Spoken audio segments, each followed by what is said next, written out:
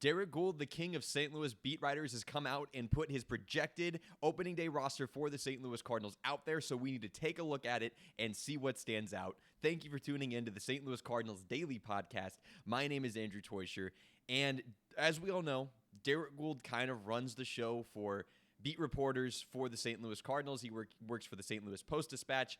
I use his work all the time. What this guy says about the St. Louis Cardinals may as well be coming from Oli Marmol or Chaim Bloom's mouth. I fully put my trust into it. Derek, I'm on your page. Biggest supporter. If Derek Gould has no fans, I have passed away. All right? So what he has here is probably going to be the opening day roster with as much insight as he gets. So I want to dive into it.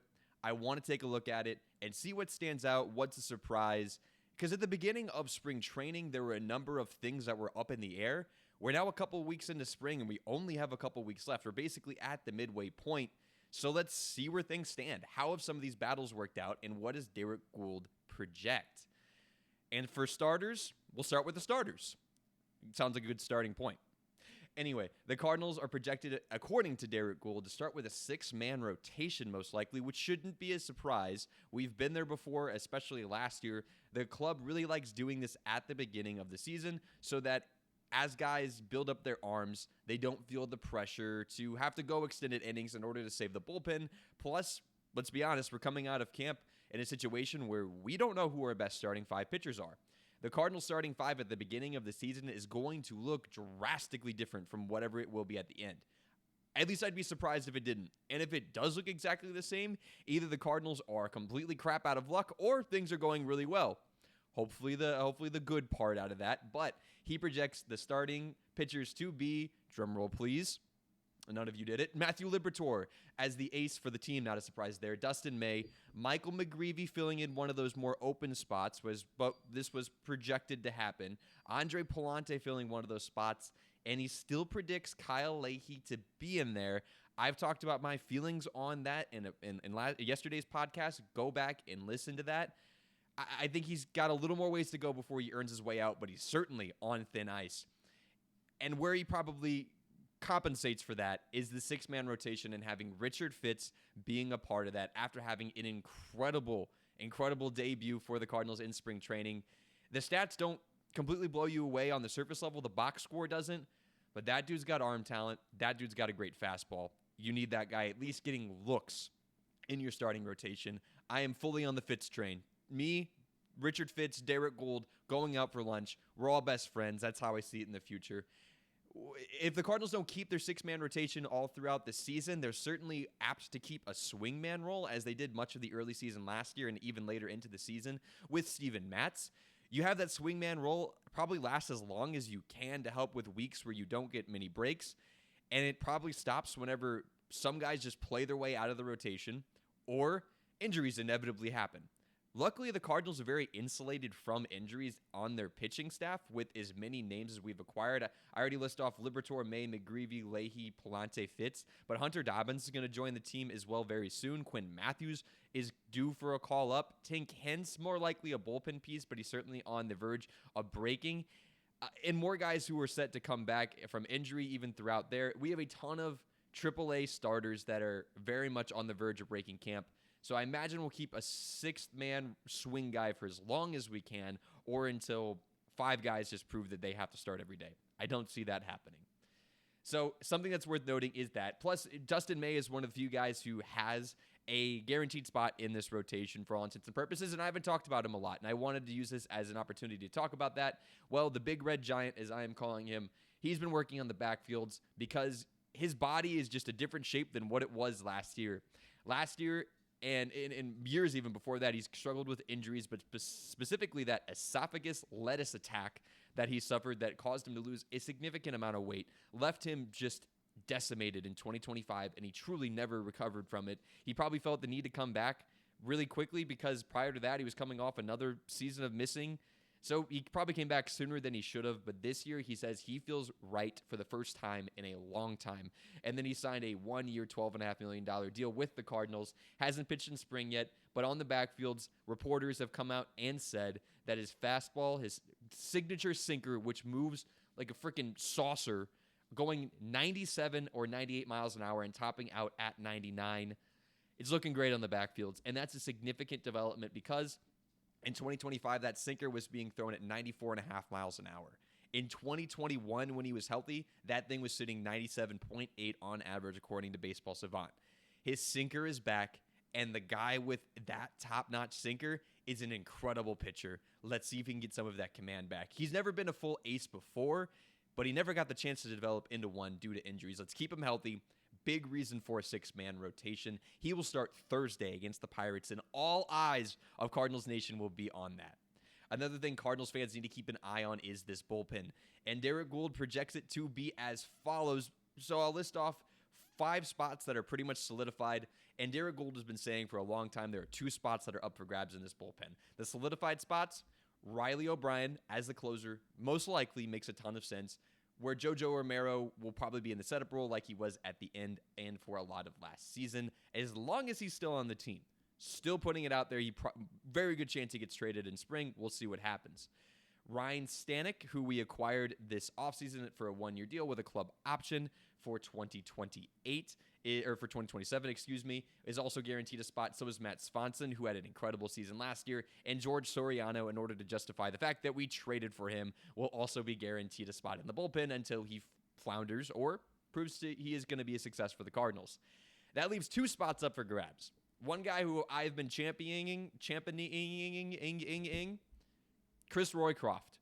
Massive man with a massive sinker, with a pretty good sinker, who has been getting his sinker back. He was coming up for the Cardinals, looked very solid in 2024, and then in 2025, when we hoped he'd be a significant part of our bullpen, his sinker just vanished. Things went away. He didn't know what happened to it. I covered that in a previous podcast. Go back and listen. But now it's back, and he has a 0 ERA through spring. Hasn't been perfect by any means, but Derek Gould, like me, projects Chris Roycroft to be one of the filler spots there at the end. There's 2 spots up for grabs. He's expecting him to fill one of those and beat out Ryan Fernandez, who has a 13.5 ERA through spring, so that shouldn't be shocking. But also Matt Pichard, who is our Rule 5 pickup, which means if we don't put him on the 40-man, he's going to be given back to the team we took him from. So oftentimes that'd be a reason why you'd put him on the opening day roster. Well, the Cardinals still have to make space, as Gould points out, for J.J. Weatherholt. And instead of cutting a guy, they could just let Pichard go back because he hasn't really earned his way onto it. He's pitched 2 innings and given up 2 earned runs, which isn't horrible. Could be a lot worse. He hasn't been blown up by any means, and he'll have more of a chance to earn his way on, but it'd make a lot of sense for the Cardinals. The one that's most surprising to me is Gordon Graceffo not making it. He was certainly projected by Fangraphs to be in the bullpen, throwing cheese in the back end of the bullpen, potentially being a swingman if we needed it, which it projects we probably won't. But Gould thinks he's probably out of luck, at least entering the season, because you want to see what you have in Roycroft. Let that experiment play out. Let the Soriano experiment play out. See if JoJo Romero gets traded. And then Gordon Graceffo might be the next guy coming on up. He does have a 6.28 ERA in last season, a 0 ERA in this spring, but a 300 average against. So it's not been perfect, but it's not been bad. Graceffo just might be the odd man out despite his performance not being terrible. Justin Brule is going to fill the other spot that is up for grab, because the other spot up for grab is simply labeled needed for lefties, because the Cardinals' only other left-handed bullpen arm right now is JoJo Romero, who doesn't even project to possibly be on the team. We want 2 lefties in the pen. Romero is one for now as long as he's on the team, but Justin Brule is projected by Derek Gould to make the team, edging out Packy Naughton, who's been phenomenal, but Packy Naughton's not on the 40-man roster yet, and Justin Brule is. So he's thinking that Justin Brule would make more sense to have that spot. You start Packy Naughton down in AAA. At least Packy Naughton's had been phenomenal throughout spring, should be noted, and may be on his way up very soon. Don't expect this to stay stable at all, and that was what Gould points out. Hitting time. Talk about some hitters for the Cardinals. The infield is a hot freaking mess. It is all over the place. It makes no sense. And this is where the Cardinals have probably the most to figure out. The starting pitchers have a lot going on. This is a big mess here for the Cardinals on the infield to see how things shake out. The guarantees, the thing that make a lot of sense. Alec Burleson at first. Second base, J.J. Weatherholt. Nolan Gorman at third. Mason Wynn at short. Nothing has changed. That has all stayed the same. The catchers. The Cardinals, are, at least according to Derek Gould and all of his insights, are projected to have 3 catchers on their opening day roster, which is something they were really trying to avoid. Pedro Pagés has been constantly been proposed as the starter for the Cardinals. He will be the starting catcher for the Cardinals, with Yoel Pozo playing some first base but being a catcher as well, and Ivan Herrera probably being DH, as we don't know how often Ivan Herrera is going to be playing catcher, and according to the coaching staff, we won't know how often he'll play catcher throughout the whole season until the season gets going and we see how things go. So for now, the Cardinals will have 3 catchers, 2 of which are hardly catchers and maybe playing other positions at the start of the season. Pozo's been arguably the best hitter throughout spring, so it's hard to say he didn't earn this. But I want to see what Jimmy Crooks has to offer. A young, up-and-coming guy ranked as a top 100 prospect according to some sites, and he's been hitting well in spring. A strikeout issue, for sure. He struck out about half of his at-bats, but the other half have been good, including a home run and a high average. So Crooks has got a way to go. I don't like Pedro Pagés getting playtime over these young guys. I guess it's just, you want Pagés there so you can figure out Herrera. I don't like it. There's a lot to get figured out. By the end of the season, hopefully something changes, but that's at least what is being projected right now. Other guys out there for the Cardinals potentially getting playtime are infielders, air quotes around infielders, Jose Fermin and Thomas Saggese. And Gould says Thomas Saggese is most likely the opening day left fielder, even though he's labeled as an infielder and truly as a utility player, as Gould labels him. And Jose Fermin, more likely to play more outfield than possibly infield. Both of guys have been pretty good throughout spring training and showing off the versatility. Right now, they're projected to make the roster, be super utility guys. Let's see what happens there. I'm open to it. Hopefully one of those guys really plays their way into some everyday spots, kind of a la Tommy Edman has been in the past, where he's playing everywhere, but playing also every day, even though he doesn't own a position of any sort. That moves us on into the outfield, if we didn't already, with Jose Fermin and Thomas Saggese. Well, the outfield is Victor Scott and Jordan Walker, unless you already count Jose Fermin and Thomas Saggese. Those guys have solidified spots, Scott and Walker. The last guy is a bold take by Gould. I mean, this is probably the most up for grabs spot on the Cardinals opening day roster, is this outfield spot for the Cardinals. And right now, projected to be the 3rd outfielder. Again, I don't know how you count the Jose Fermin, Thomas Saggese thing, but according to the way Gould puts it, the 3rd outfielder right now is Nathan Church. Not necessarily projected to start. Again, that'll probably be Thomas Saggese, but he thinks Nathan Church will edge out Nelson Velasquez for a few very valid reasons.